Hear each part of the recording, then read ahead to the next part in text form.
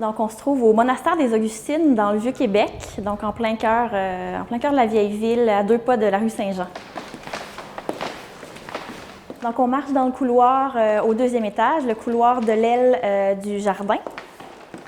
Par les grandes fenêtres qu'on voit dans le couloir, on peut voir la cour carrée et l'hôpital également. Puis, il y a des photos d'archives des religieuses sur les murs. Je m'appelle Sarah Cossette-Blais, je suis chargée de projet responsable du programme de répit pour les proches aidants au monastère des Augustines. Le programme de répit pour les proches aidants existe depuis l'ouverture du nouveau monastère, en fait le monastère des Augustines depuis 2015, et on accueille des gens qui prennent soin d'un proche qui est malade ou qui a un handicap et qui peuvent venir en répit ici séjourner à très peu de frais, vraiment venir se déposer au monastère. Par souci d'équité, en fait, pour permettre au plus de gens possible de pouvoir bénéficier du programme, on offre jusqu'à 4 nuitées actuellement de répit par année pour les proches aidants.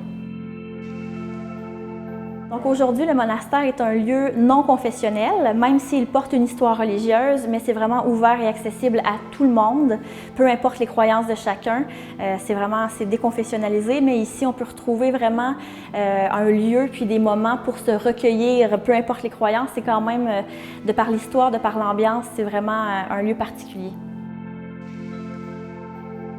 Les proches aidants, lorsqu'ils viennent au monastère pour se ressourcer, ils ont premièrement accès à une chambre qui fait partie de l'hôtellerie du monastère. On a 65 chambres ici. Et également, ils ont accès aux 3 repas santé au restaurant du monastère.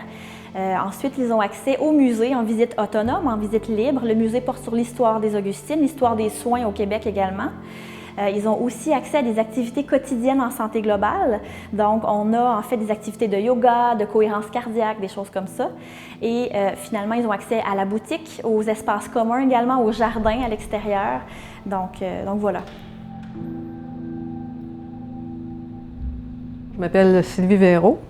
J'habite à Québec. On est présentement à mon domicile, où je vis avec ma fille de 26 ans qui a un handicap intellectuel. La première fois que j'ai utilisé le programme, c'est en février 2020. Je suis arrivée dans l'entrée, ça a été tout de suite la pulsion cardiaque qui descend, là, juste à voir l'entrée, c'est majestueux, tu sens tout de suite un calme qui commence à t'habiter. On dirait que c'est tout un automatisme. Tu sais. Ça a été pour la première fois 2 journées. Où cette fois-là, je n'ai pas fait d'activité. La première chose que je voulais voir là-bas, c'est de visiter le monastère puis apprendre un petit peu plus sur la mission des Augustines. Je suis allée au Vêpres aussi, qui font à la fin de l'après-midi pour aller entendre chanter les sœurs. Ça, c'était fantastique. Ça a été aussi pour me reposer. Alors, ça a été 2 très bonnes nuits de sommeil là, pour récupérer un peu.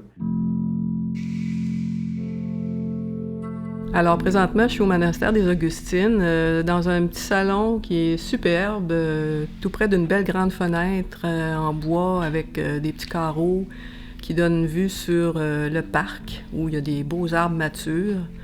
C'est merveilleux. L'automne, c'est de toute beauté. Et puis, amener un livre, seulement méditer et regarder le paysage. La semaine dernière, je suis retournée pour une 2e fois. Alors là, je savais à quoi m'attendre. On nous a proposé de faire une activité de yoga sur chaise en arrivant. C'était plutôt une activité de relaxation. Puis ça nous a permis vraiment de descendre, de faire baisser le stress, la pression tout de suite en arrivant. Fait que tu te sens tout de suite super bien. C'est salutaire là, de faire une pause pour après ça régénérer les batteries puis repartir de bon pied.